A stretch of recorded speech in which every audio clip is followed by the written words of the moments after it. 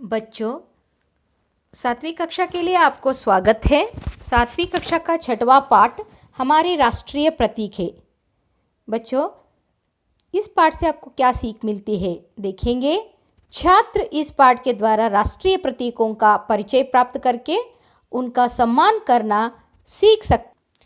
शब्दार्थ की ओर नज़र डालेंगे।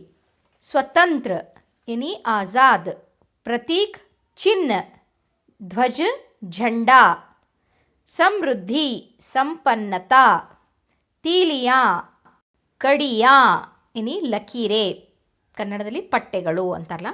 ಆನ್ ಸಮ್ಮಾನ್, ಶಾನ್ ವೈಭವ್, ಸ್ತಂಭ ಖಂಬಾ, सांड बैल ಗೂಳಿ, ಸತ್ಯಮೇವ ಜಯತೆ ಸತ್ಯ ಕಿ ಜೀತ್ ಹೋತಿ ಹೈ, ಸತ್ಯದ ಜಯವಾಗುತ್ತದೆ. पर्व त्योहार हब्ब, धुन ध्वनि, दारियाँ लकीरें रेखाएं, उद्यान बगीचा, नृत्य नाच, मनमोहक आकर्षक, प्रायः अधिकतर, ऋतु मौसम, पुष्प फूल. बच्चों, ये आपको प्रैक्टिस करना है बच्चों, ये शब्दार्थ. हाँ, शब्दार्थ प्रैक्टिस करें तो आपको पाठ पढ़ने के लिए सरल होता है, इसीलिए शब्दार्थ पढ़ो. बच्चों, पहला है आपका राष्ट्रीय ध्वज. राष्ट्रीय ध्वज के बारे में आज देखेंगे. राष्ट्रीय ध्वज कौन सा है? हमारा तिरंगा. भारतीय राष्ट्रीय ध्वज हमारी स्वाधीनता का प्रतीक है. देश में अपना ध्वज लहराने का मतलब है कि वो देश आज़ाद है. राष्ट्रीय ध्वज का प्रारूप संविधान सभा द्वारा 22 जुलाई 1947 को अपनाया गया. ध्वज की लंबाई और चौड़ाई को अनुपात 3:2 है. 3 रंगों का समावेश है. तीन रंगों का अलग ही महत्व है. बच्चों, राष्ट्रीय ध्वज का लंबाई चौड़ाई अनुपात से बना हुआ है, 3:2 है. और तीनों रंगों का क्या है? यहाँ पर समावेश हुआ है. तीनों रंगों का क्या है? अलग महत्व है. बच्चों, सबसे पहले देखेंगे केसरिया रंग. केसरिया रंग या क्या बताता है? त्याग और वीरता का प्रतीक है. निस्वार्थता और शक्ति का प्रतीक है. दूसरा है सफ़ेद रंग, शांति और पवित्रता की निशानी है. हरा रंग समृद्धि और खुशहाली का प्रतीक है. बीच में नीले रंग का अशोक चक्र है. इसमें 24 तीलियाँ हैं. बच्चों, बीच में है क्या है? नीले रंग का अशोक चक्र है ना, वो और क्या है? उसमें 24 तीलियाँ हैं. 24 तीलियाँ यानी 24 लाइन्स है. हाँ, पट्टेगड़े वेले हम 24 तीलियाँ हैं. वो तिरंगा ध्वज देश की आन और शान का प्रतीक है. देखो, बीच में नीले रंग, उसमें तीनों रंग अलग अलग महत्व आपने सुना ना. ये नीले रंग क्या होता है? ये नीले रंग है आकाश और सागर को संकेत किया गया है. राष्ट्रीय ध्वज का खादी कपड़े से बना होता है. राष्ट्रीय ध्वज को पिंगल वेंकैया द्वारा पिंगल वेंकैया जी सेनानी थे. वो कृषि वैज्ञानिक थे. उन्होंने 180 देशों के ध्वज को अभ्यास करके वो भारत का ध्वज निर्माण किया गया. राष्ट्रीय ध्वज शाम को सूर्यास्त के समय के उतार देना चाहिए.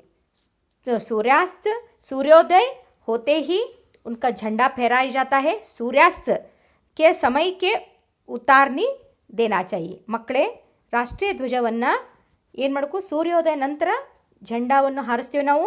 ಸೂರ್ಯಾಸ್ತ ಮೊದಲೇ ನಾವು ಏನು ಮಾಡಬೇಕು? ಪತಾಕವನ್ನು ಅಂದರೆ झंडाವನ್ನು ಏನು ಮಾಡಬೇಕು? ಧ್ವಜವನ್ನು ಇಳಿಸಬೇಕು. बच्चों, अगला है राष्ट्रीय चिन्ह. हमारा राष्ट्रीय चिन्ह अशोक स्तंभ से लिया गया है। यह स्तंभ उत्तर प्रदेश के स्थित वाराणसी के निकट सारनाथ में स्थित है। बच्चों, भारत सरकार ने 26 जनवरी 1950 ईस्वी को अपनाया।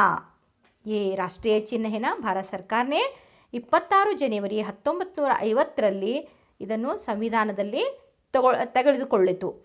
ತೆಗೆದುಕೊಂಡಿತು।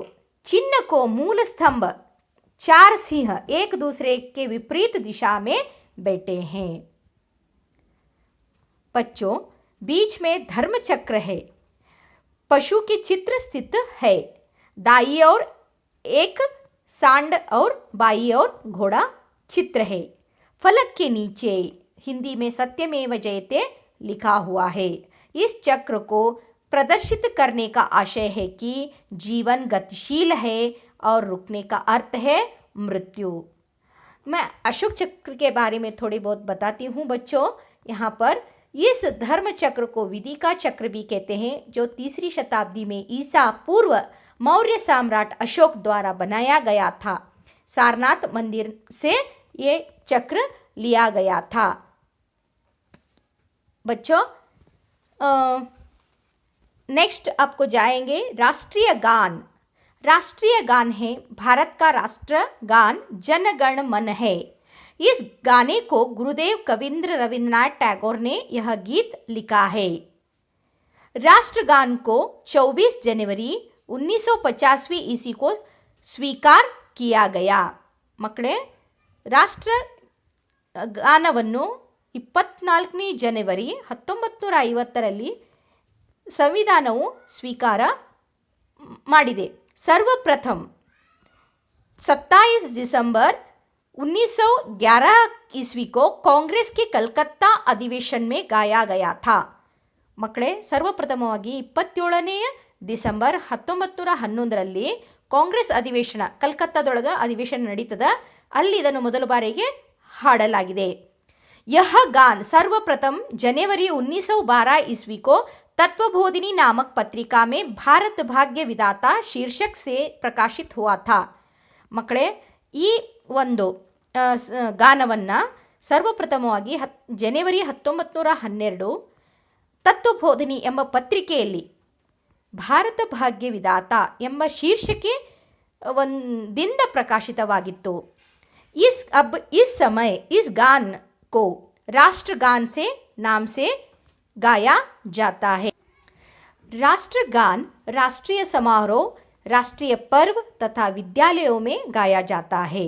इसको गाने में 52 सेकंड का समय लगता है।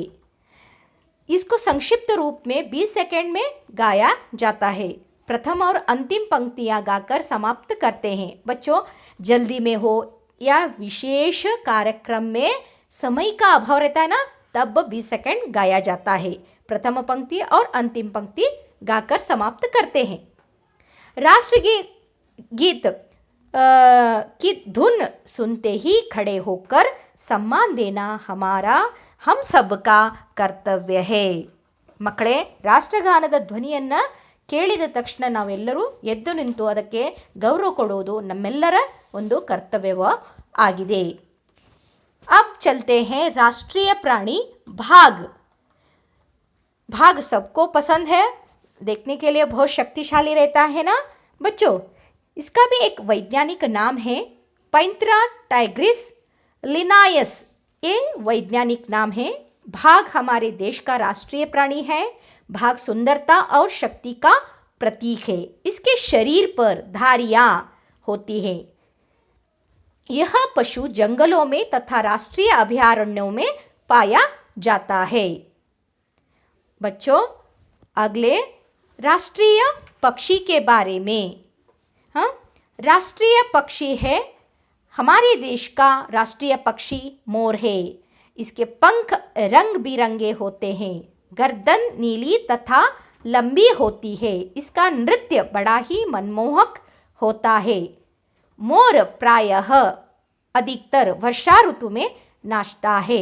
बच्चों, राष्ट्रीय पक्षी है ना, ये इसका पंख रंग भी रंगे होते हैं। ಬಣ್ಣ ಬಣ್ಣದ ಪಂಖಗಳು ಇರುತ್ತವೆ। ಇದರ ಗರ್ದನ್ ಎನ್ನಿ ಕುತ್ತಿಗೆ ನೀಲಿ ಬಣ್ಣದ್ದು ಮತ್ತು ಲಂಬಿ ಹೋತಿ ಹೇ. ಲಂಬಿ ಅಂದರೆ ಉದ್ದವ ಆಗಿರುತ್ತದೆ. ಇಸ್ಕಾ ನೃತ್ಯ ಬಡ ಮನ್ಮೋಹಕ್ ಹೋತಾ ಹೇ ಎನಿ ಆಕರ್ಷಕ. ಇದರ ನೃತ್ಯವು ಬಹಳವಾಗಿ ಆಕರ್ಷಕವಾಗಿರುತ್ತದೆ. ಮೋರ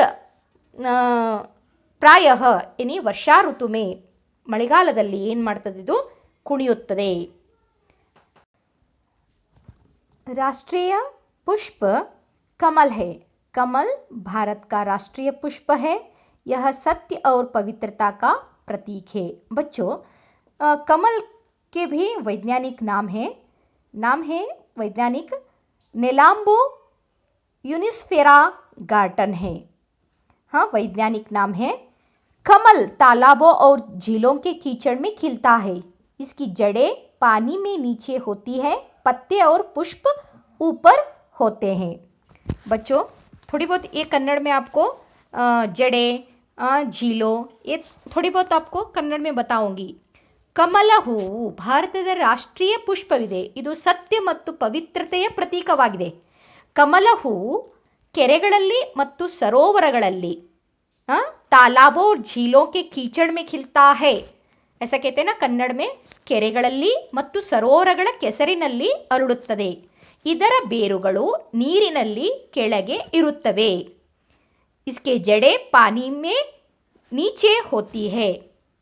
ಇದರ ಬೇರುಗಳು ನೀರಿನಲ್ಲಿ ಕೆಳಗೆ ಇರುತ್ತವೆ. ಎಲೆ ಮತ್ತು ಹೂವು ಮೇಲೆ ಇರುತ್ತದೆ. पत्ते और पुष्प ऊपर होते हैं. बच्चों, ये सभी चिन्ह देश की स्वतंत्रता, एकता और गौरव को प्रदर्शित करते हैं. इनका सम्मान करना हमारा कर्तव्य है. मಕ್ಕಳ